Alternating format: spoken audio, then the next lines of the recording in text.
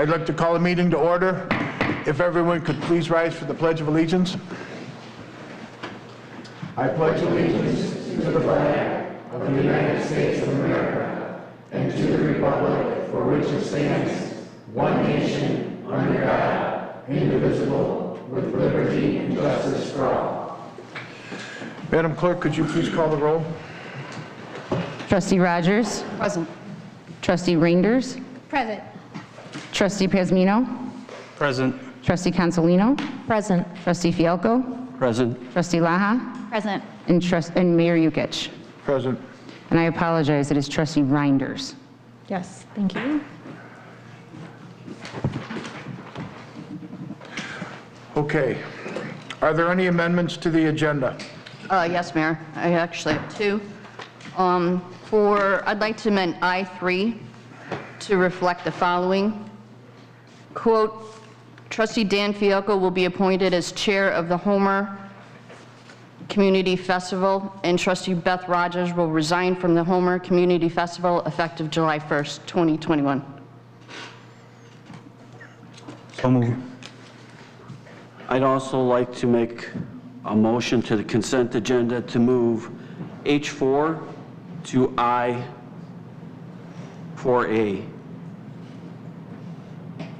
For clarification on Beth's motion, was that Ruben that seconded that? Okay, so are we doing the roll call first? Oh, I'm sorry. You're going to have to do the, yeah. Okay, I just wanted to make sure. Okay. Is there any discussion, or am I just calling roll call for Beth? No, you're just going to call the roll. Okay. Trustee Fialco? Can we have clarification as to what we're actually voting on at the moment? Sure. Beth, would you like to clarify, or I can do it for you? Trustee Dan Fialco will be appointed as chair of the Homer Community Festival, and Trustee Beth Rogers will resign from the Homer Community Festival effective July 1st, 2021. So this vote wouldn't be to approve the appointments, this is just to amend that agenda item to include that language. All right, abstain. Okay. Trustee Pazmino? Aye. Trustee Rogers? Aye. Trustee Reinders? Aye. Trustee Consolino? Aye. And Trustee Laha? Aye. Okay. All right. So now on the second one for the consent agenda, what are you trying to? I'm moving H4 to 4A in I4A. Aye for. Maybe that would be I5, right? Yeah, you're just going to. If you want to make it 5, it could be 5. So H4 to I5, please. I need a second. We don't, as far as I know, we don't need a second for when it comes out of the consent agenda. SOP 15 adopted on 11/14/2018. Motion or right, no second needed. Then there's going to be discussion. Everyone okay with it?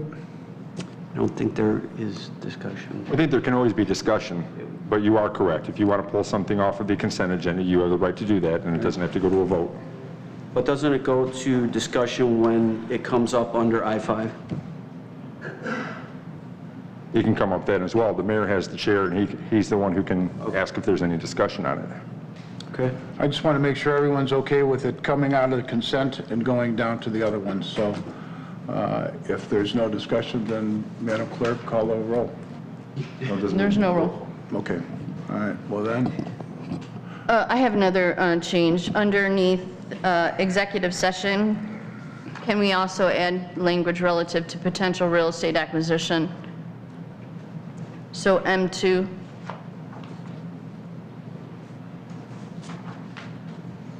Okay. Are we all done making changes? Are we doing? Need a second of that. Yes. I so move. Second. Okay. The second comes from Ms. Laha. So now we need a vote on that. Trustee Pazmino? Aye. Trustee Rogers? Aye. Trustee Reinders? Aye. Trustee Consolino? Aye. Trustee Laha? Aye. And Trustee Fialco? Aye. Okay. So now we go into approval of the minutes for March 10th, 2021.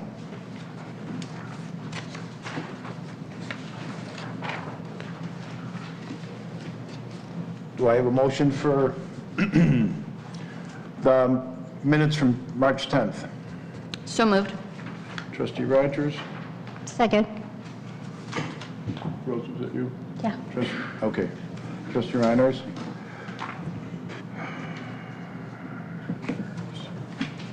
Is there any discussion? All in favor, say aye. Aye. All opposed? Motion carries. Is there a motion to approve the minutes of March 24th, 2021 Village Board meeting? Just so clear, I am abstaining from that. Present. So move. Let me just make, excuse me, Mr. Mayor, for the record, trustee Fialko would like to abstain as he was not here. Right, present. That's okay. The motion on the 10th? That would be for For the the, March I'm 10th. sorry, for the one before.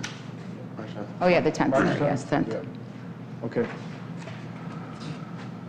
All right, so I need one for a motion on March 24th. So move.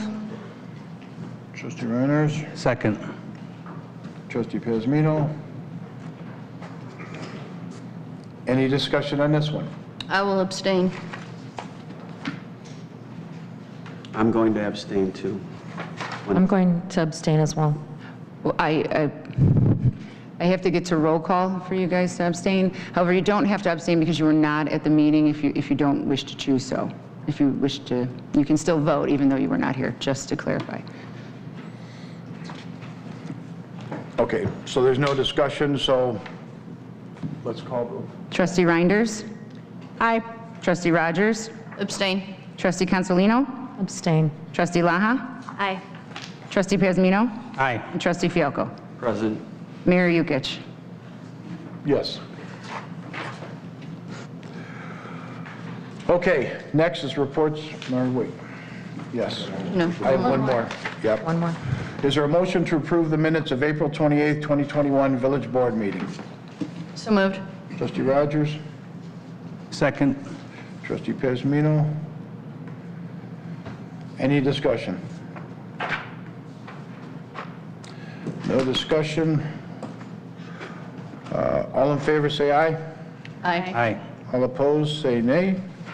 Ayes have it. For the record, Trustee Fialko would like to abstain.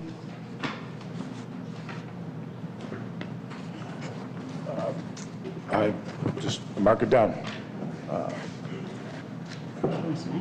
This is for the birds. Okay. Now we're at reports and communications from the mayor and other offices. It's going to be a busy summer in Homer Glen. We have expended our special events and recreational programs, and we are impressed by the attendance at every single event. Next week, residents will receive a summer news brochure in the mail listing upcoming events and providing information about Homerfest. The brochure also includes updates about ongoing projects throughout the village. And plus, the weather is definitely getting a lot nicer, so please watch out for the kids in the street and keep the speed down. We'll go to the trustees, and we will start with Trustee Consolino. Good evening. A few weeks ago, our country observed Memorial Day, a federal holiday that is meant to honor and mourn U.S. military personnel who have died in their performance of their military duties. It was unfortunately brought to my attention by residents of Homer Glen that our village does not participate in observing in this holiday. As a military wife with a husband that proudly serves our country, I would personally like to apologize for this oversight. I have requested from both our board and village staff that we will work together to remedy this and add this holiday onto our event calendar. I would also like to encourage our residents to please reach out with any suggestions in assisting and acknowledging them. All ideas and any networking for support are greatly welcomed by myself and the new trustees. Homer Glen has approximately 1,500 veterans residing here, while there is a total of 2,400 in Homer Township. I think that this is an important step towards our village's new goal of inclusivity for all of our residents and their needs, and I'm grateful to both our staff and our board for being receptive to this. In anticipation that I may finally be appointed at some point as chair to the Public Safety Committee, I would also like to report tonight on the Long Run Creek situation. The former board allocated approximately $50,000 of CARES funding to assist the residents in cleanup and debris removal from the creek. To date, the village has spent $30,200 for work that was provided by Homer Tree Care. Homer Tree was able to remove 6 blockages from the creek, several piles of trees and debris removed, as well as some trees that were considered to be unsafe behind some of the homes on Creekview Drive. An additional blockage was removed near Jessica Lane. There are a few other blockages that we will be reviewing and considering having cleared in the future by Homer Tree as well. And moving forward, specifically with the Long Run Creek and the numerous issues that residents are having, I have been working with the staff on a plan to advocate for these residents and the complaints filed with outside agencies from the Village of Homer Glen's jurisdiction. We have agreed that a designated liaison will reach out to each agency. A monthly report will be generated for the board and the Public Safety Committee, and the monthly status of the complaints will be given to the residents involved until the Public Safety Committee can review the situation. At that time, the village may decide if there is a need for these reports to be expanded from 1 month to several at a time. I would like to thank our Developmental Services Director, Mike Salamovich, for taking on the responsibility of being the liaison with these outside agencies. By providing a timeline and staying consistent with contacting these intergovernmental agencies, the village is demonstrating that we are advocating to the best of our abilities. I would also like to report on an incident that occurred a few weeks ago that was during our first farmers market and Touch a Truck event. I came across a lost child while attending the event with my family.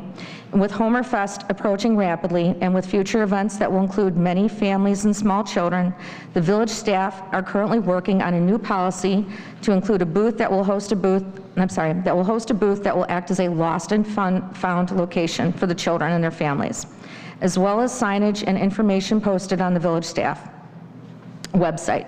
Kudos to our staff working to implement this procedure and who will be working to man these booths and assist our families. This concludes my report. Thank you. Trustee Laha? Pending the committee approvals tonight, the Ability Awareness Committee members will be at the pre-party Special Needs Carnival to meet and greet families and to kind of be an introduction to the community. They're also going to be passing out comment cards asking for community input on how we can best serve them. We also will be sending a link out shortly for that same information inquiry that can be shared on social media. I encourage any resident that has different abilities or may have different accessibility needs to reach out to us, as we would love to hear from you. The committee and any supporters have also been invited to be part of the Homer Township Parade, which I feel is a really exciting way to celebrate the new committee. All trustees and village staff are invited to participate as well. So anyone interested in joining here in the audience or watching is able to come and join us. The Ability Awareness Committee is also working the beer tent that Friday of the fest, and we are still looking for volunteers if anyone is interested to join us for a shift. Pop tabs are still being collected, and I have seen the competition and we are really behind. So I would try to pick up the pace a little bit, try to encourage you to give us a little boost. We really would like to win. And in addition, I just want to also give Rose some really good credit for the herb garden. I think it's beautiful. My kids love it. So thank you for doing that. You're welcome.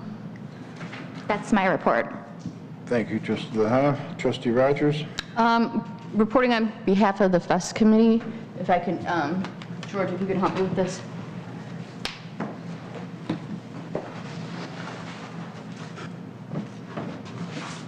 This is a banner that Keith Gray made for us that will be hanging in more than likely the tent.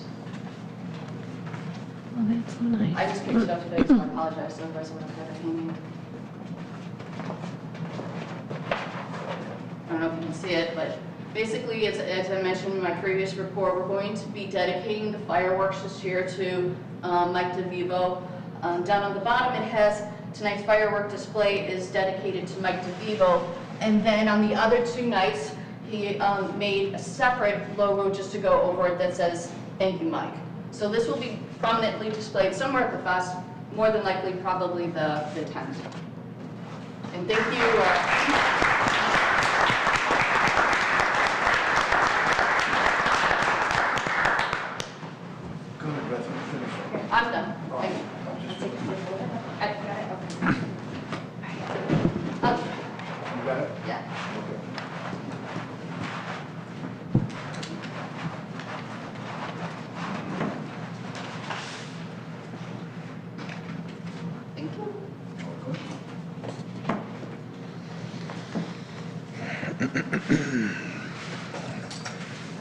All right, are you finished up with done, yours? yeah. Okay.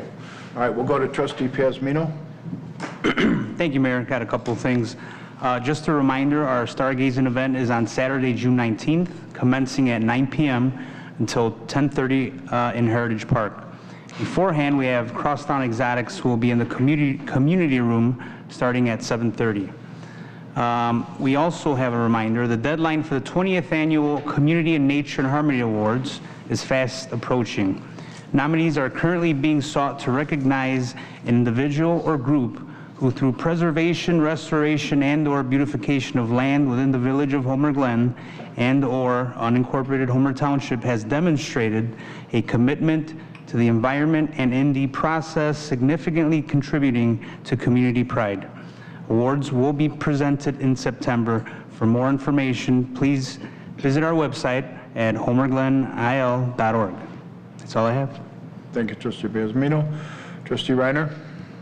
Good evening, everybody. I would like to let everybody know a little bit about what's going on with the Homer Parade. The parade is Saturday, June 26th, and we still have a little bit of time. If you know anybody that is looking to include our business or anything inside the parade, please let us know. You have about a week left to fill out applications.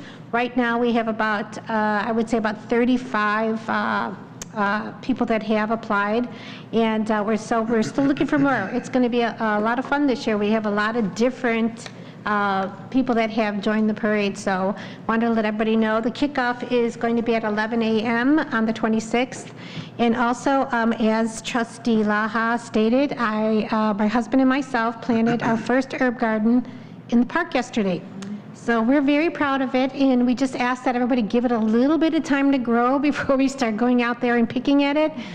What I would the purpose of the garden basically was to be able to teach our kids that frequent the park about sensory things, and it would be the taste, the smell, and the touch of different herbs. So just to give them a little bit of education. So, and that's my report. Thank you. Trustee Fialco. I just want to call attention to the path that's been started. The ground has been broken between the Homer Township and the village. It's well on its way. To take a look at it, you can see that the fence has been removed and the ground has been broken, and that looks to be a success at this point, that will be finished by the time the fest starts. The next thing I'd like to say is I'd like to say thank you to Lieutenant Holly and his staff.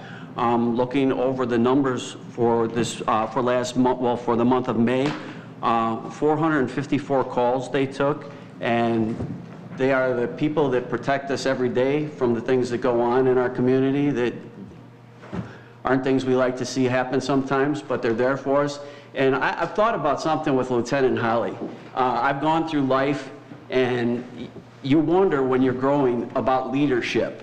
And you know what I have found with leadership is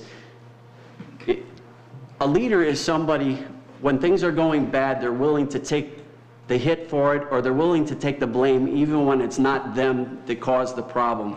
And the other side of being a leader is to be right next to your people when they're doing well and winning, and not be the person that takes all the credit. And that is what I have found in Lieutenant Holly, and I thank him for everything he does every day for our community. Thank you, sir. Thank you.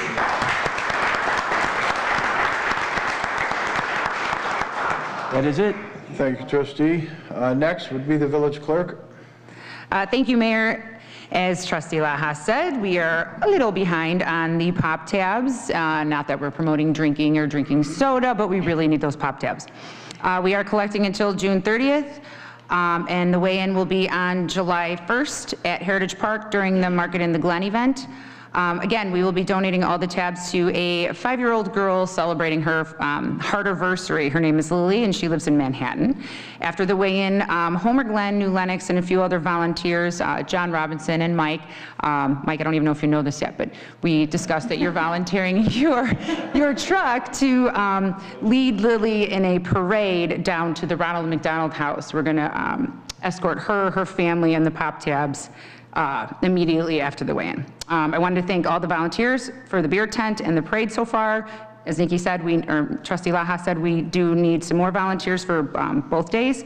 I want to thank everyone who already donated their pop tabs. A special thank you to Kono's Corn Maze, Chesden's Pizza, and Birchwood Gardens for donating the funds for the Disney trips with a S on the end. I also wanted to announce we have officially established a 501c3 in efforts to raise funds for the Ability Awareness Committee, such for things as, parks, recreation, events, and so forth. The paperwork for that will be signed tomorrow. So thank you everyone who has participated so far in the, we call it AAC committee for short. So thank you everyone who has done your efforts so far. That's all I have, Mayor. Thank you. Village Attorney? No report, Your Honor. Thank you. Public safety officials? I didn't have anything till today. Thank you, Trustee Fialco, and thank you, Board. I appreciate that. I'm very humbled to say the least. It is not me, but those who work for me, as well as those who work with me. So the Board, and especially the public, because we have to work hand in hand. We can't do it by ourselves. There's no way I could do it by myself. So thanks to working with the Board, the village, and my guys, that's why we're successful up here. It's all about teamwork, communication, camaraderie, and I just love this village. So thank you, and thank you for your comments. And thanks, everybody. Appreciate it. Village Manager? No report, Mr. Mayor. Okay. Joe, do we have any public comment? I think we have a few.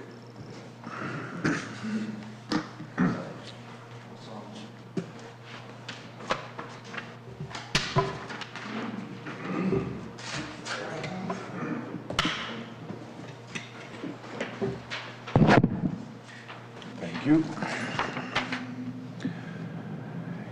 Andrea Neiman? Neiman? My handwriting, Mayor, it's really bad. It's all right. I work with doctors. It rubbed off, I guess. All right. Oh, God, this is nerve-wracking. Let me start by saying that I am left center, or if you like labels, I'm a liberal in a mostly conservative area. Or more specifically, I am a Democrat, and most of the board are Republicans. If not all, that's okay. That's cool. I'm totally cool with that. Why do I share this? Because I watched the last board meeting, and if that's any indication of the future, we all have a very bumpy ride ahead. This is not an admonishment, but more of a request that we find a way to work together. And this environment is tough. So I know that you guys can lead Homer Glen to new heights. I mean, that's what you were elected for. They brought in some new people. We have the old people. We need to mesh. I'm concerned about local politics because I don't want them to become like national politics. They're toxic. And while I understand the reasoning behind the last meeting, and I may even agree with it, the committees were held up because of one request, an attempt to force the mayor into acquiescing to a demand that could not be met during that meeting, which brought the whole meeting to a standstill. And it highlighted how new the board is and how they're having difficulty working together. And let me be clear, I have no dog in this fight. Ultimately, the mayor has the final say in appointing members, and those appointments have been made and they need to be approved. I won't know until later if you all came to an understanding, and hopefully I'll know before I have to jet out of here to pick up my kid. I'll have to watch it on YouTube later. I also believe that the chairs should have a significant say in who sits on those committees and perhaps the ability to appoint one member of their choosing. But really, I believe that the committee should be completely community-run, with the trustees serving only in an advisory role capacity. With trustees being in charge now, they can decide what they want and they can find a way to execute it because you are on the inside. But I don't have any power here in the land of Oz. So I only stand before you because despite my significant political differences with many people around me, I have been approached by Christine to get involved in the Ability Awareness Committee because of our shared interests with our sons. Although I'm not a member of the committee, I'm always at their disposal, as Nicole and Chris know. I have lived in Homer Glen for over 8 years, and before this year I never watched, attended, or spoke at a meeting, much less volunteered any of my time. That is twice this year here, and I've also spoken at the school board meetings now. I've only known Chris for less than a year, so it's not some long-standing friendship that brings me here. I love my community, and she does too, and she found a way for someone like me to be included. And now that she has, I have a vested interest in my community beyond just living here. Know that I take my vote seriously, and I do not abstain from voting just because of my political affiliation. 30 seconds. Okay, sorry. The only way that I can affect change here is by voting for the people that are willing to hear me out and not only allow me to participate, but encourage me to do so. So know that you represent me, and I indeed voted for some of you here. So I know there's a divide, but there needs to be a give and take, an acknowledgement that we can't get everything that we want. And if we do that, our community will be better for it. So, thanks. Thank you.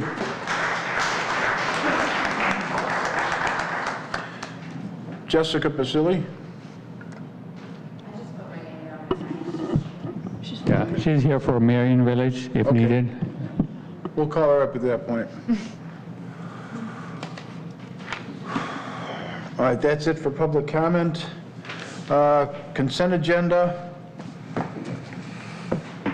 All matters listed under the consent agenda are considered routine by the village board and will be enacted by one motion. Is there a motion to approve the following items? 1, the accounts payable for the period of May 28th, 2021 through June 10th, 2021 in the amount of $241,927.65.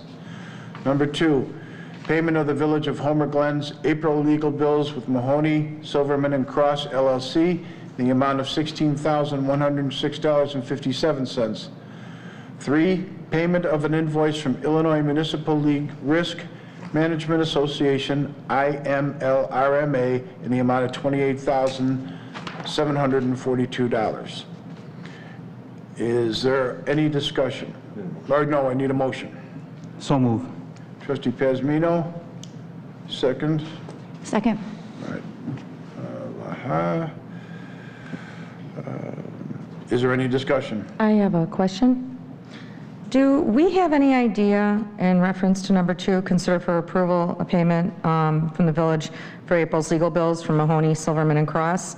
Do we have any idea how much of these costs are related to the Township Road District lawsuit that was initiated by the former township supervisor? Trustee Consolino, there are 2 separate invoices as Matt. part of this. So the second invoice for $10,000 is, I believe, in regards to the road district issue. Okay. So at least for this month, that is a breakdown for that, about $10,000. 10,000? The road district. Thank you. And then on the sheet, there's a spreadsheet in the back that provides a breakdown over the last year of the different issues and what the costs are. Thank you. Trustee, do you have any other questions? Or? No, thank you. Okay, any others? All right, Madam Clerk, please call the roll. Trustee Laha? Aye. Trustee Reinders? Aye. Trustee Rogers? Aye. Trustee Consolino? Aye. Trustee Fialko? Aye. Trustee Pazmino? Aye. Motion carries. Legislation and action items. Is there a motion to approve ordinance number 21-024, an ordinance approving a variance to reduce the rear yard setback for an above-ground pool from 15 feet to 10 feet for certain real property located in an R4 single-family residential district at 14225 South Parker Road, Homer Glen, Illinois, case number HG2110V. Is there a motion? So move. Second. Trustee Pazmino. Trustee Fialko. Is there any discussion? Yes, I just want to make a few comments on this before we vote. For one, the Plan Commission voted 7-0 to adopt this. I was out there today, I took a look at it, and this variance is for moving the pool from 15 feet to 10 feet. The way I understand it, there are other villages where 10 feet is the marker from the property line. The pool that's being installed is, I believe, a 24-foot pool, above-ground pool. The amount of water that's taken out of that pool every year to put it into winter storage is minimal. We have had the same pool in our family for several years, so I know that the water issue with draining it of 1 foot to be able to winterize it is not a problem. I looked at the property and the way it flows over there. I don't see a problem with that at all. I do see that some of the neighbors had some concerns. Will County was also out there, and they wrote off on it with the septic that it was okay with them. So we have Will County giving it the okay, we have the Plan Commission giving it the okay, and I have the experience of having an in-ground pool for many years, knowing that that does not release that much water into the drainage area at any one particular time of the year. So that would be my discussion. Are either of the residents here? George, can you come up? Yeah.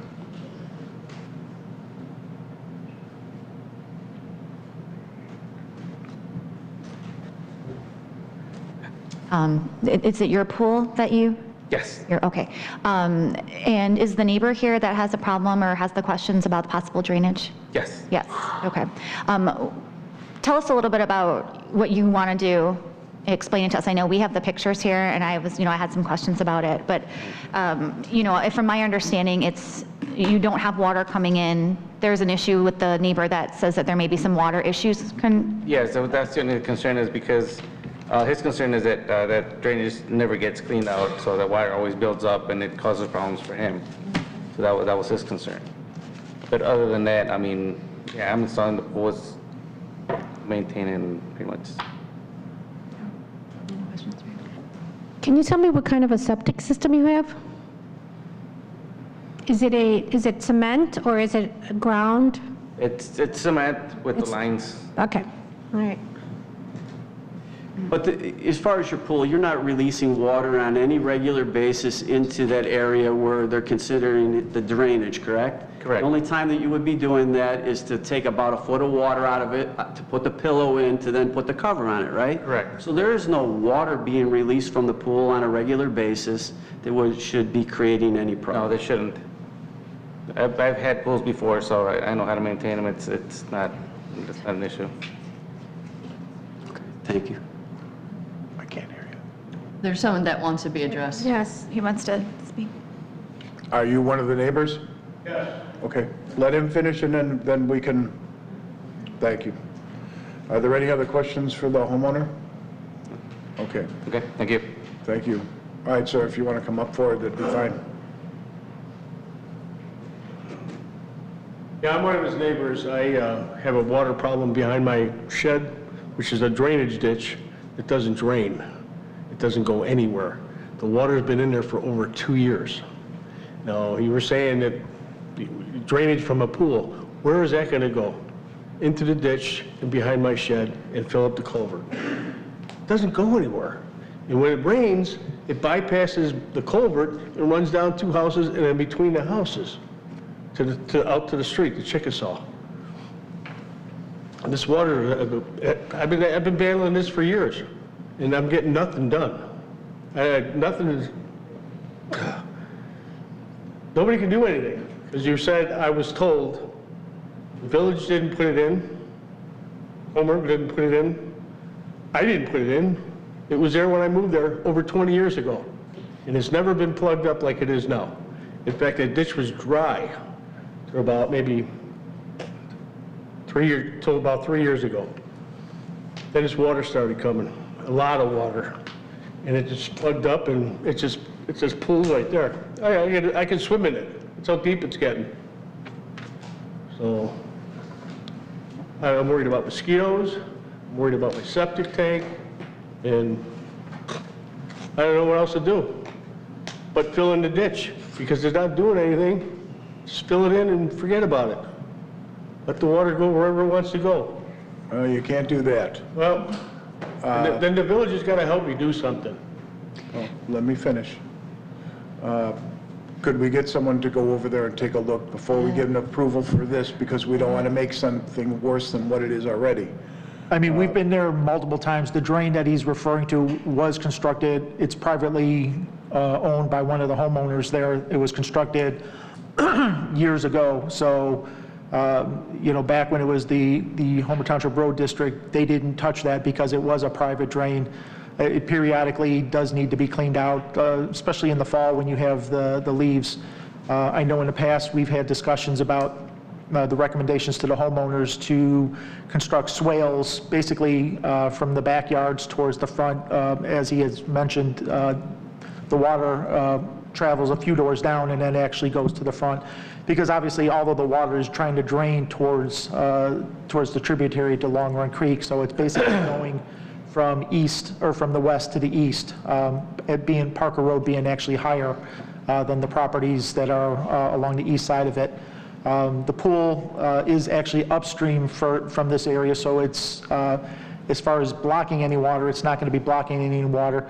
And then typically, years ago, the village actually modified the lot coverage for the swimming pools to 50% because actually you will get a little bit of storage out of the pools during rains because typically you're not keeping the water level to the complete top of it. So they do provide a little bit of actual storage. So as a result, the lot coverage for the pools was reduced to 50% to kind of give a little bit of compensation for the homeowners that are constructing the pools.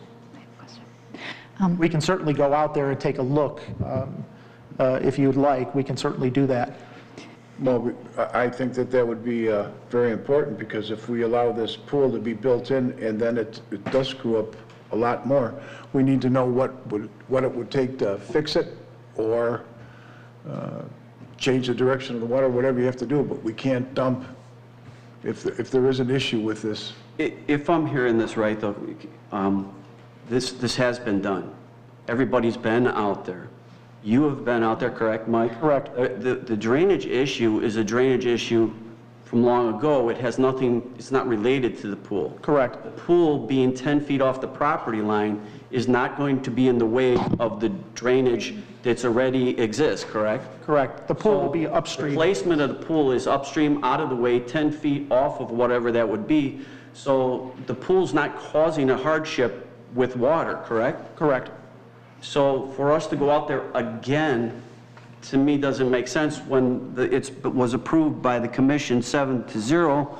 People have been out there over the years for the drainage thing. And sir, I'm sorry for the issues that you're having, but we're kind of focusing on the pool portion of it and how it may affect what you're speaking of. And from my observation today when I was out there, and from the planning commission, and from Mike being out there in the past, I don't see the pool as an issue at this point. No, it's not the pool, it's the water. The water from the pool, where's he gonna drain it to? The pools don't get drained though. Pools don't. You yourself just said the pools gets drained, partially drained for the winter. 1 foot comes out of it to be able to put it into winter storage, yes. But as far as creating a water problem where it would damage property or anything, there's already a problem. I have a question. When was the last time, first of all, I want to thank both of you for coming. I'm listening to both of you, and I really thank you for coming and expressing your concern. It matters to us. When was the last time it was cleaned out? Probably 3 years ago. Okay. And that was done by you as the homeowner? I used to take care of that ditch. I cut all the weeds down, rake it, clean it all out, and then all of a sudden the water starts coming. Mm-hmm. They're pumping the water 24/7, every day. Well, someone's got to be pumping some water somewhere. Right. This ditch starts at 143rd, and it runs north. So, I mean, there are septic fields that are contributing to some of the water. All of those homes are on septic, well and septic, so. That's where the water's coming from then. Mm-hmm. Wow. But I would agree with Fialco in that it is two totally separate issues. One is the pool that we've been told is not going to affect his drainage, and the other is his drainage. And I'm empathetic to you because I have the same exact problem on my property, and I've had it since forever. And I get all this water, and there's a culvert, and they say the culvert's broken, and the village says, well, it's on your property, so you replace it. I didn't put it in there. So I am extremely empathetic to you, and I do understand it. But we are talking about two separate issues. One is the pool that the county has signed off on, and the engineers have looked at. They don't see it as being an issue. And then his is a separate issue that, you know, staff has looked at several times according to the packet, and it is a property owner. I don't have an issue with the pool. I have an issue with the water that's coming out of the pool. And where's it gonna go? Because the ditch runs across, like I said, it starts at 143rd and it runs north. And I got the only culvert there. It's behind my house. I didn't put it in, it was there 20 years ago when I moved in. So I can't see how I could be responsible for taking care of this. I've called plumbers and everything, and they don't know what to do. He says, get the village involved. So I don't know what else to do. Has anyone tried to clean out the... Yeah, my wife has been out there for 2 weekends raking everything out of it. It just doesn't go down. I was gonna have a suction truck come out and clean it. They wouldn't do it. They wouldn't do it. If I can make a suggestion, this actually happened once in front of my house when I lived on Wilcock Road, and there was a company that came out and put something, I don't do this for a living, but put something in the culvert to see how far it clears and then find out where the issue is. And then they can measure, and then you could find out where it's clogged at. Has that been done? No. Nobody knows where this drain goes to. Well, that's what... Yeah, it's got to go to the creek. Right, the same thing happened to me. They didn't know where it went to, but what actually happened was a road was built and cut it off, so it was backing into like a cement road. So what they did was they put this thing through it and saw how far it went. They found out where it stopped, and then they realized it was the road that was blocking it. So I mean, that's just a suggestion. I'm happy to get you that person's information. If that, I mean, I'm just making a suggestion. That's how they figured out where the problem was when it happened in my home. No, I think that's a good idea. I'd like to talk to somebody about it, you know. I want to get this corrected because I'm worried about mosquitoes, the West Nile, I got dogs, I'm septic, I got kids. It's just, you know, someone's going to end up in this ditch and drown. Then who's responsible for it? Is it my problem? Is it on my property? No, I don't think so. I actually believe Mike was involved in that process. So Mike said he can help you with that, right, Mike? Sure. Okay, thank you, Mike. Okay. Thank you. Thank you. Thank you, sir. Okay.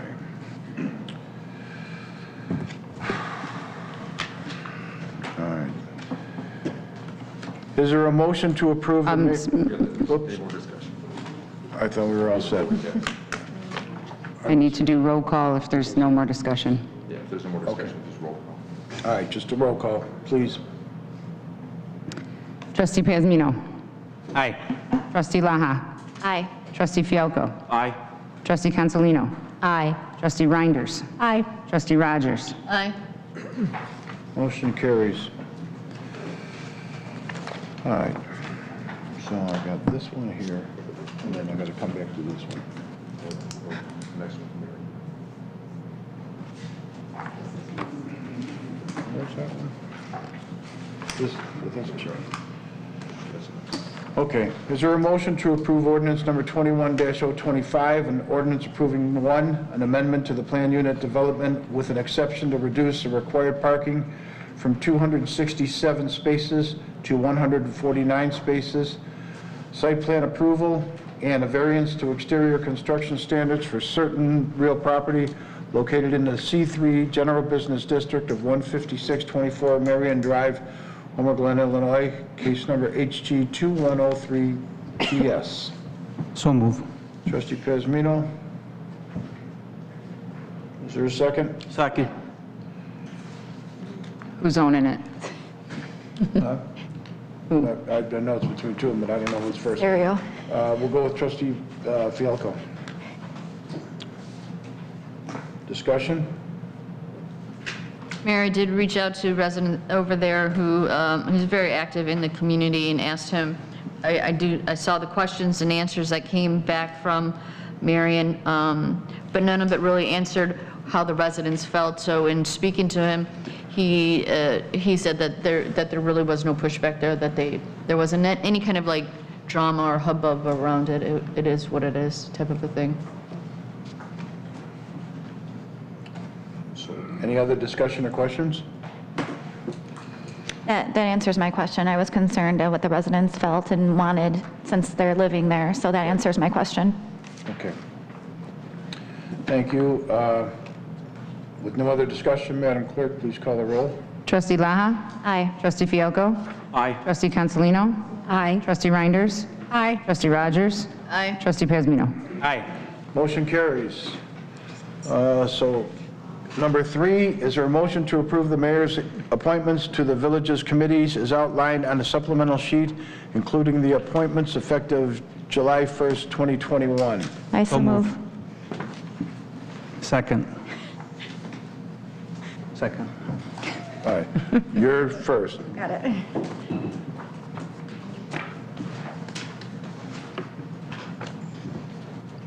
Okay. Mr. Mayor, just so you know, the updated list is on the screen for your reference. Yeah, this one is too.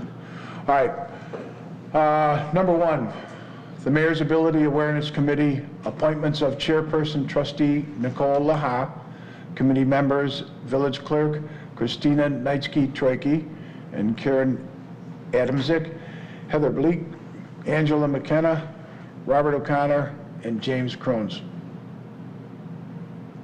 I so move. I'm doing them individually. So they're going to vote on this one, they're going to vote on this one, they're going to vote on this one, they're going to vote on this one, they're going to vote on this one. Yeah, that's how the motions are. Well, it's always one. Can you have discussion after each one? Can I what? Can you do discussion possibly after each one? We can do discussion as a whole, Okay. but the way the appointments are set up right now, it's just one approval for everything like you did. It was like it was proposed at the last meeting. Okay. So, But just any discussion. all right. Excuse me, Mayor. I spoke back to everybody on this side, but they're willing to vote everything, and if you guys are... That's absolutely fine. All right, you okay? I did want to have 2, the mayor's administration. No, he's saying you don't have to read them all, right? Is that what you're saying? Just saying, let's go. Yeah, let's just roll with it. I mean, if we're not voting on each individual one, we don't have to read every single committee. Trustee Fialko, are you okay with that? That's not what I was asked, but okay, that's absolutely fine. You want each one? No, we're good with voting on all of them if that's, Yes. that's the way it's set up anyway. So we're good with voting on all of No. them. I just wanted to say one thing for discussion, though, if we could do that before we vote. Yep. Do we have to first make that motion? Okay. Motion's already been made. All right, thank you. I just wanted, I know there was some chatter and there was some talk today about the committees. Just because the committees didn't make its way through last time doesn't mean that things can't be taken care of, and they were. We needed to have some discussion. I'll reference Article 2 on committees, and basically it says the village president shall appoint the chairperson who shall be a member of the village board of trustees and members of each committee with the advice and consent of the village board. So just because there was not an immediate agreement on something doesn't mean that we can't all work together, which we have. It just took one more meeting to get there, I guess, is what it comes down to. So it wasn't a matter of not being able to work together. We worked together very well. It's just required a little bit more discussion to get to the point that we were all on the same page. And it looks like we're there today. Thank you, Trustee Fialko, for clarifying on that. Okay. I just want to make sure that my change is noted in there.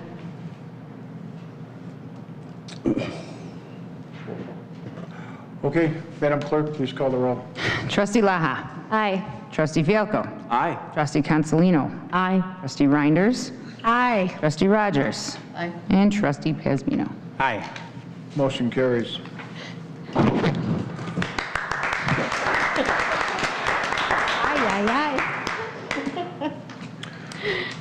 Okay. I'm going to cry. Congrats to the committee members. Congratulations to the new committee. And to all the members. All right. Next will be approval of changes to the 2021 meeting calendar for the Environmental Committee.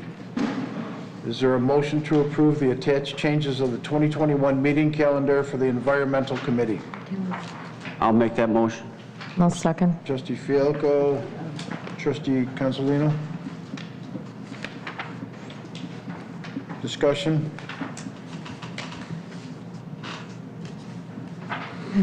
Everyone's fine with the dates? Yes. Yes, sir. Okay. Madam Clerk, please call the roll. Trustee Consolino.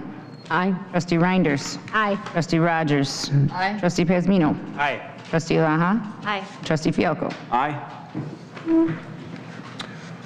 Okay, now, we're going to 5. Where is it then? Jesus Christ.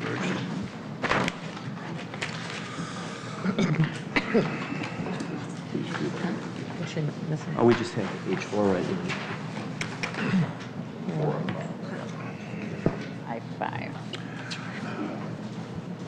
Well, yeah, but I need the one that's got all the printing on it, because it's not going to, that's all it says. It goes into more detail, or just read that out. Is there a motion? H4. Okay. All right. Yeah, that's what I want. All right, is there a motion to approve pay estimate number 1 and 2 from Austin Tyler Construction, Inc. for the 2020 Drainage Improvement Program in combined amounts of $456,168.76. So move. Trustee Pazmino, A second. Trustee Rogers. Discussion? Okay, the discussion, the reason I moved this down to I-5 was for a couple reasons. In the past week or 2 weeks, we were receiving complaints. This job was set up. There's actually two spots where some work was done, and this is all combined together. Chickasaw on Octaganga Court, I believe that's the way you pronounce it, and then in Woodbine on Eagle Ridge, there was some work done as far as drainage improvement. When I was getting complaints from the residents about how that job has turned out, I actually asked Trustee Pazmino to go with me and take a look. We did that. Today, I asked Matt, the village manager, and Mike to come out and take a look at it also. We had residents coming out of their houses while we were there, explaining their dislike for what took place and how things are at this moment. But the way this is put together, it's paying 2 different locations at one time, which is okay. And it's been pointed out that the repairs that were made to the asphalt aren't included at this time. And what is you said there's another fee that's going to be sent to the village for that portion of it, and that total is what?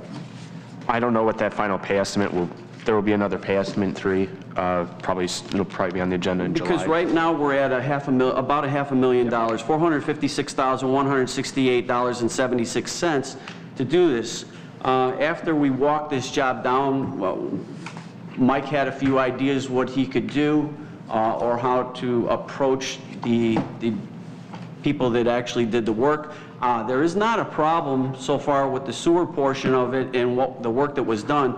It came to the portion of the road and the way that got left and the way the road was cut and then the way it was repaved, leaving little lips and edges when water gets under there for the first freeze and then the snow plows come by. That is the concern with the way it was finished, not with the way the job was, put together for the sewer portion of it. So as far as putting this in, or tabling this, that was my thought at first. But being that there is the paving end of it, Mike, did you talk to them today after we talked and did the walk down? I did not talk to the contractor yet, no. Okay. We went to the Octagon court also, and there's nothing wrong on that end. They did, the job was perfect over there. It did not have the same issues as Eagle Ridge and the Woodbine subdivision, but yet these are all kind of blended together. It was my thought that we should negotiate getting that fixed for the residents the way it should be fixed. I was always told, do things right the first time. It doesn't look like we did that at this point, and we had 3 or 4 different people come out there while we were there, and so there is definitely a concern. If anybody's got any ideas on how you want to handle this up to this point, I'm willing to listen, but I think when we pay things off completely, we kind of lose our leverage to getting things done correctly. That would be my opinion. And Mike, if you've got any other suggestions, you saw what things look like out there. Trustee Fialko, I just wanted to address the question you had about the cost of the pavement. That line item is about $82,000 in the contract. So that money, because it was completed, would be on pay estimate 3, the next one that will be submitted through HR Green and back to the village. So the balance would be $82,000? That's just for the pavement portion. There's additional landscaping work that would be part of that pay estimate 3. In addition to that, there's a punch list.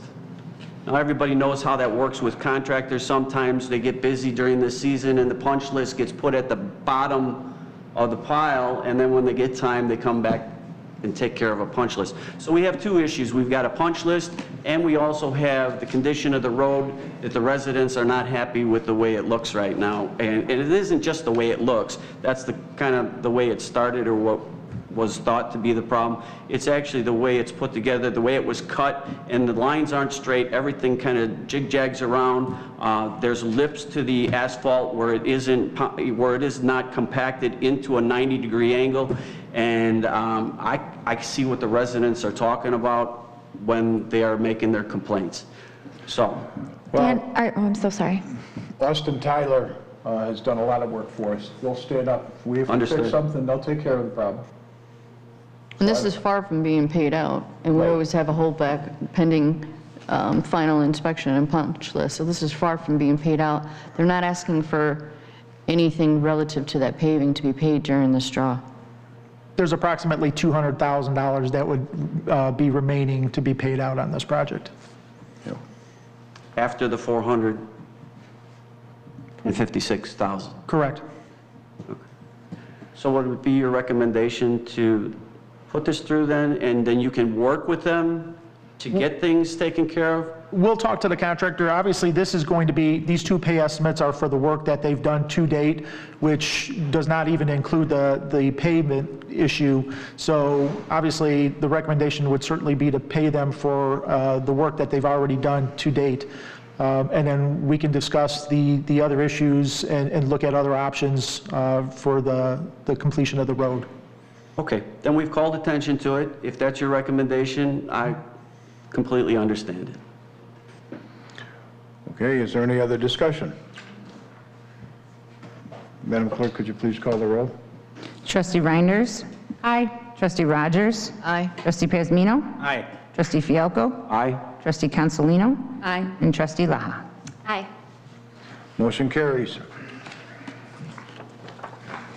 Next is going to be a presentation on Rethink Joliet Water Project and a Water Commission formation. So if you would like to step forward and...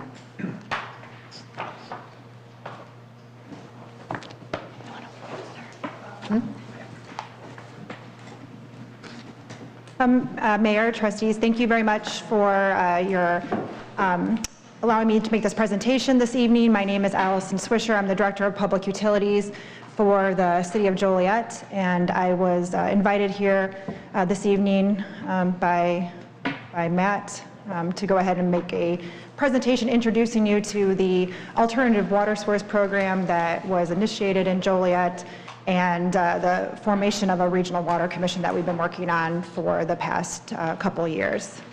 So Matt, if you just let me know when the slides are ready. Uh-oh. Okay, so just, I understand I have about 20 minutes this evening, so I hope this can be interactive. If you want to stop at any time and ask any questions, please feel free. I talk water a lot, so if I'm talking about something that doesn't really make sense, again, please stop me and I'll try and help clarify it. So again, the agenda tonight, want to just really talk about the reason that we kind of embarked on this program to find an alternative water source for the City of Joliet and then potentially the region. the program that we've specifically been working on in Joliet, and then again, that potential to form a regional water commission that would be a regional solution to the issue at hand. So in the southwest suburbs, many of communities rely on groundwater for their water source, and that includes both shallow wells and deep wells. And what, through research has been done in recent years, really been identifying issues with groundwater being a reliable and high-quality water source. So for the deep aquifer, there's been issues with water quantity. The Illinois State Water Survey has found that the aquifer itself just simply isn't sustainable and can't be recharged at levels that would, provide a reliable water source. And so that's City of Joliet's water source is this deep aquifer. And so that's, we've been informed that we will not be able to meet our demands by 2030. And so that was, the impetus for us to start with this program.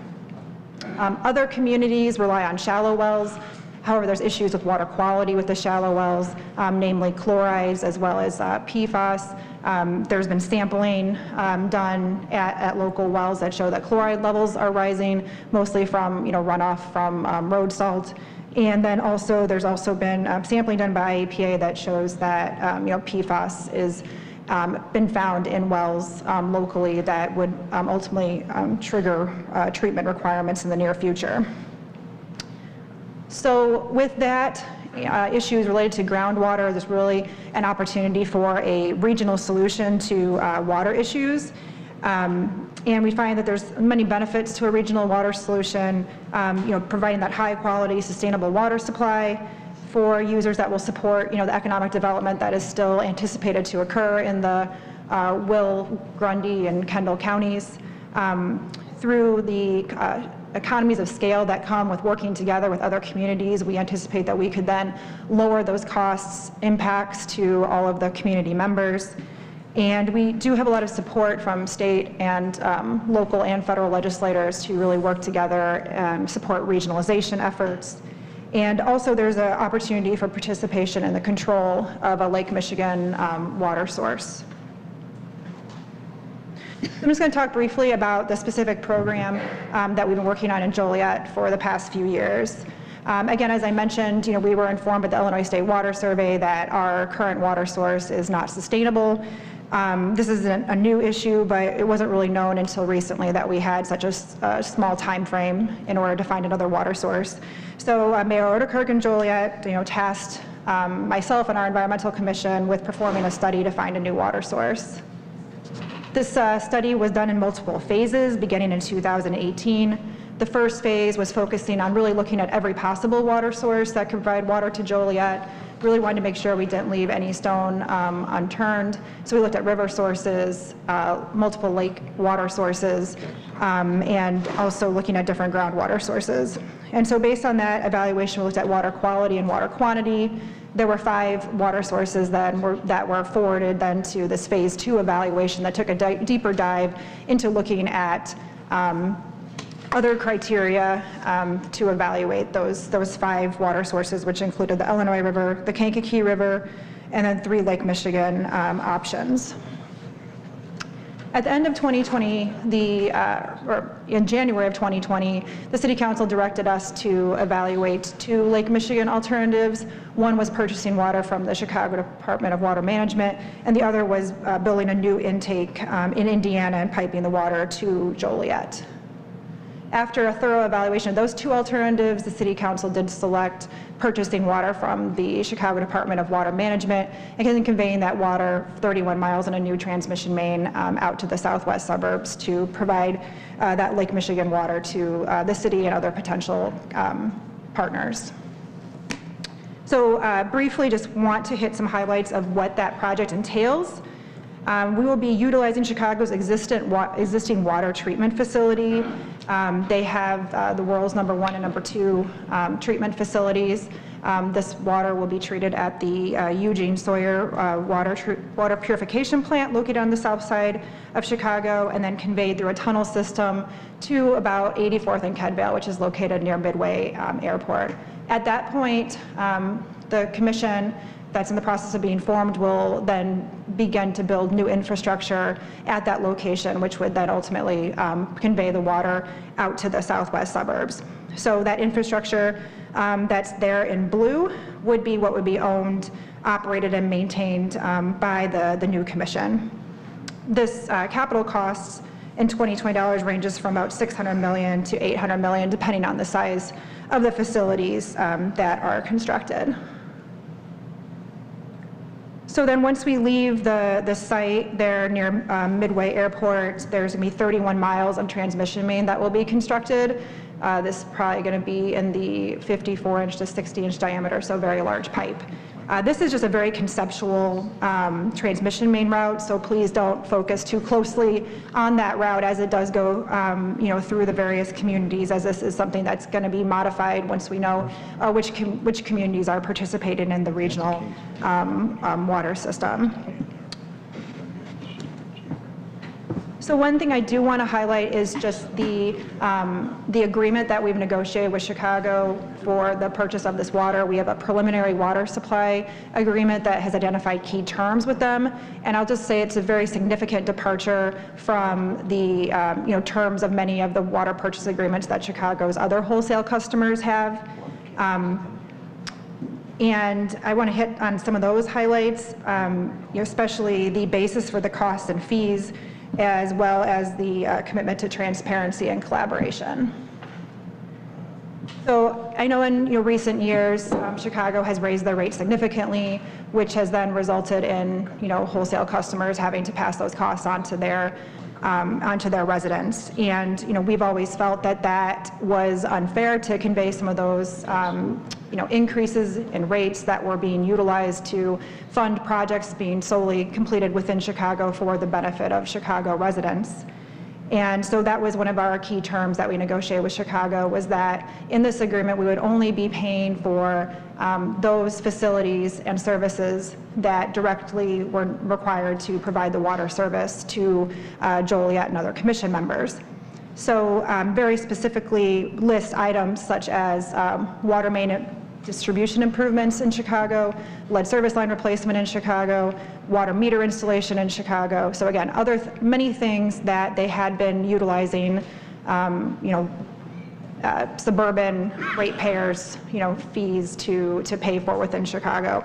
And another important part of this agreement is that there's a rate cap on the adjustments that can be made. I know in the past there's been rate increases 15% for multiple years, and this would cap it at the lesser of three different options: a cost of service increase, an inflation index, or a fixed 5%. So our city council felt very confident that they could go to their residents and say that their water rate would never go up by more than 5%, the purchase water rate from Chicago. So again, this is a significant departure from any agreement that Chicago currently has in place, and we feel very fortunate that we were able to leverage the city's activities in order to obtain an agreement that will be to the benefit. They are looking at modifying other agreements with their other wholesale customers, but that hasn't happened yet. The other significant item that was negotiated with Chicago was this commitment to transparency and collaboration. Another concern that many of the wholesale customers have was that there was no involvement or even discussion with Chicago, for matters that impacted rates, as well as other items impacting, just the operations of the water system. So Chicago has agreed in this agreement that they are going to form an advisory council, of which Joliet and the Regional Water Commission would be a member of, and this advisory council would be able to provide meaningful input that can influence then rate setting and other items that will ultimately impact on the rates that all of our residents pay. So again, I just have to say this is I know you guys have do have Lake Michigan water here, and I know all the residents are impacted by ultimately these agreements that exist with Chicago. So we are very excited that we were able to negotiate with Chicago a very favorable agreement. So there's a lot of work to be done, but we're very confident this construction will be completed by 2030. This very detailed slide just shows all the various construction contracts that are going to be ongoing in order to get the project completed by 2030, which is again the deadline that Joliet has before our water source won't be able to meet maximum day demands. Our big picture schedule is, starting this year with doing a lot of the preliminary engineering design work. We'll start final design next year, and then construction would start in 2025, again with that goal that the new water source would be online by 2030.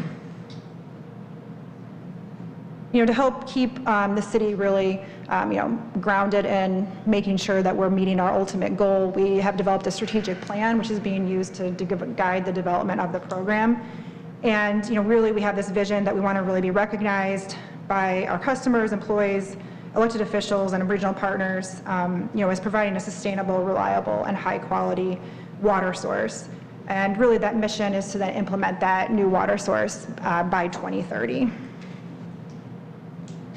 We have a team of experts on board. This program is a huge undertaking, and it does really take a village to get this done. We have engineers on board, we have attorneys, lobbyists, financial advisors, a whole host of various consulting firms working with us on this project. And that team has already begun the preliminary engineering design, lots of activities as shown on the slide that are ongoing in order to, again, get this project completed. We've developed a funding strategy that's leveraging state and federal low-interest loans. And in fact, we've secured $731 million from the WIFIA program, which is a low-interest loan program funded through the federal government. There's a lot of other activities that are ongoing. We're continuing a robust public engagement strategy. We've submitted our Lake Michigan allocation permit. We're developing relationships with state and federal legislators so that we can be well positioned when funding does become available. And we're continuing to work with the City of Chicago to negotiate the final water supply agreement. So again, that was just really quickly some background information on the Joliet side of where we've gotten to this point. And really tonight I just wanted to focus on this Regional Water Commission, which I think is a fantastic opportunity for local government to work together to for the betterment of our residents. And so we have from day one really focused on this being a regional solution. We've engaged with communities over the past 2.5 years via multiple meetings, one-on-one meetings, group meetings, multiple surveys to really get that input from other communities to understand what interest level there might be in forming a regional water commission and what preferences they might have. And this shows the communities that at this point we are still in discussions with. So it's 12 communities including Joliet. You can see it ranges all throughout the region, crossing multiple counties. We are meeting monthly with staff members as well as the mayors and managers from these communities in order to form the Water Commission. We know this is a huge undertaking to bring together so many different communities and really come to an agreement on something that will work for everyone. But we've had a lot of success already with working on various governance issues. There's been consensus on a number of key terms that would impact the Water Commission formation, namely the board makeup, which there would be a representative from each member community, that would be an elected official. We would form a technical advisory committee that would consist of staff members from the communities that would help advise the board of the commission board. The commission would contract with Joliet for program implementation. That was critical for Joliet. Again, we have a very firm deadline of 2030 that we need to have this new water source online. And so that was a critical element for Joliet. And then there's a number of issues related to voting that are being worked out, in that there would be a supermajority vote required for certain decisions that have greater impact. So again, these are all items that we've worked on in the past few months to come to consensus on. We've also come to an agreement on the delineation of ownership. And so, as is typical with other water commissions, the commission would construct, own, and maintain all of the common transmission mains. up to a delivery point within each community. And each community would then construct, own, and operate the facilities downstream of that delivery point. And I think this little schematic kind of helps clarify that point, that all that infrastructure in green would be owned, operated, and maintained by the Water Commission. And then anything beyond those delivery points would be the ownership and maintenance responsibility for the individual communities. And so under this structure, your geographic location is irrelevant to the overall cost of the program. We always call this the all-for-one approach, where everyone benefits by encouraging more members to participate. We've also broken up the costs into multiple components, and again, this is another item that the commission members have come to consensus on. There would be 3 components of cost: the volumetric cost, the capital cost, and then the commission administration. The volumetric cost is basically the amount of water that each community would use, and each commission member would purchase that water at the same rate. The capital costs, which are the costs again to build the system, would be divided proportionally based on that community's maximum day demand capacity in 2050. Maximum day demand is the amount of water you would use on the hottest day when everyone's watering their grass and using their pools. And that's important because that is how you size the system. You would build the system to be able to meet that maximum day, and so that's how the capital costs are anticipated or planned to be distributed. And the last one is the commission administration. Again, this is for any staff the commission might hire or any other operation costs to operate that commission facility, and these would be split equally among the commission members. This range of costs was presented earlier this year. We're in the process of updating these costs, and that would be presented to the group in July. And so I know each community is anxiously awaiting this information so they can incorporate these new dollar amounts into their evaluations. And again, developing, the Water Commission is not a simple task. There's multiple things that we have to review, agree, and come to consensus on. And these are just some of the key items listed here. Again, some of them have already been discussed and reached consensus, such as the delineation of ownership, and then others are still being worked on, such as, what the startup costs might be, the initial buy-in, what that cost might be, and then also some of the more detailed voting structures. We do have a timeline, and again, we are working with these communities on a monthly basis, having really good discussions with understanding what information people might need in order to make this decision. Multiple communities are doing their own kind of studies that I had presented that we had done in Joliet, looking at all of their different alternatives. But specifically related to the Regional Water Commission, there's a number of key documents that would guide this timeline. The first is a resolution of intent to negotiate creation of the Water Commission, and that's simply what it states, that it's just a resolution that communities are passing showing that they're intending to negotiate, participate in the meetings that we're having.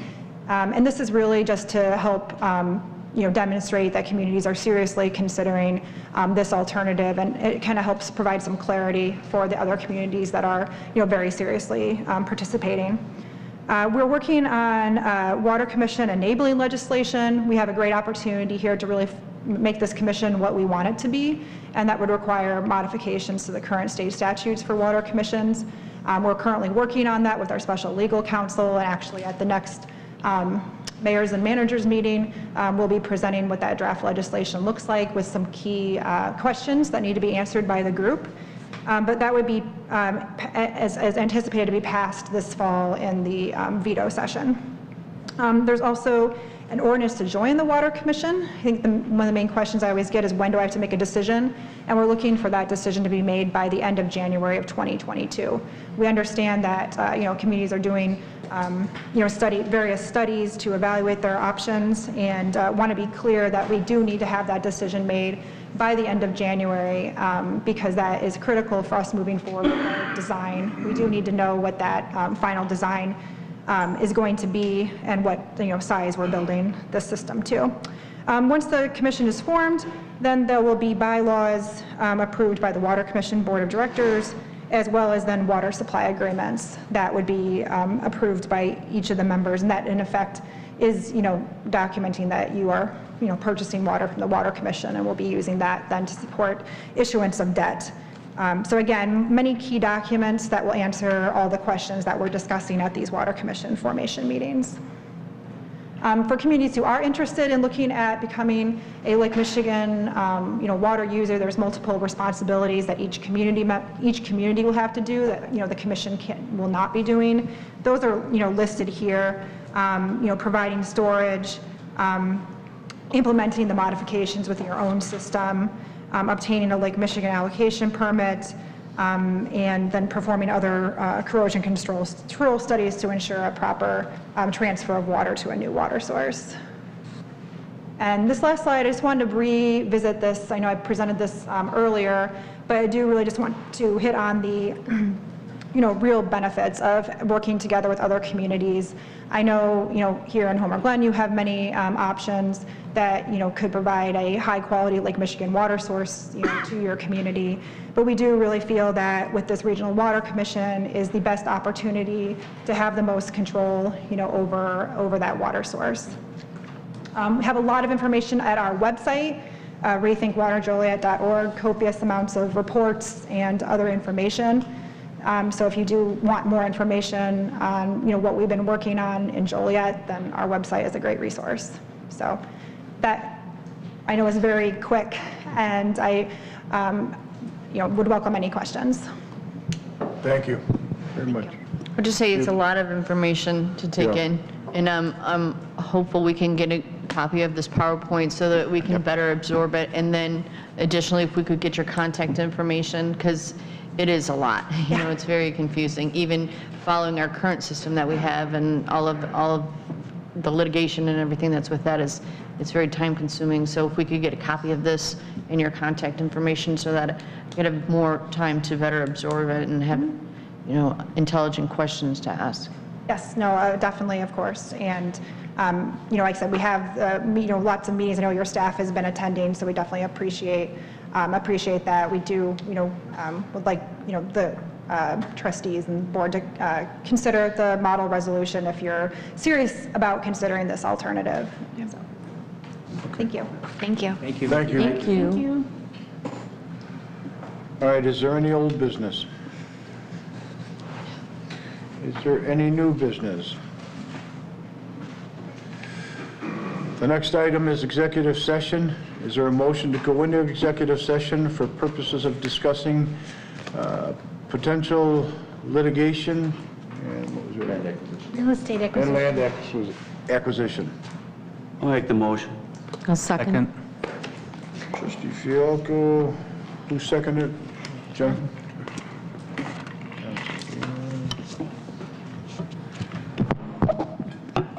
Okay, we'll take 5 minutes. Clapped. I don't know what God, the air's on. Christine, could you do a voice call? No, I feel great. Trustee Pazmino? Yes. Trustee Fialko? Yes. Trustee Reinders? Yes. Trustee Consolino? Yes. Trustee Laha? Aye. Trustee Rogers? Good?